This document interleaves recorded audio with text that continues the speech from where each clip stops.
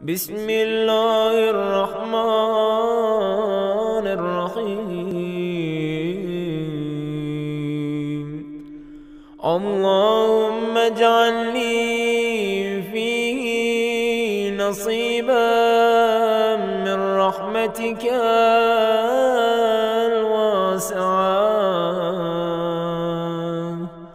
واهدني فيه لبراهينك الساطعة، وخذ بناصيتي إلى مرضاتك الجامعة بمحبتك يا أمل المشتاقين،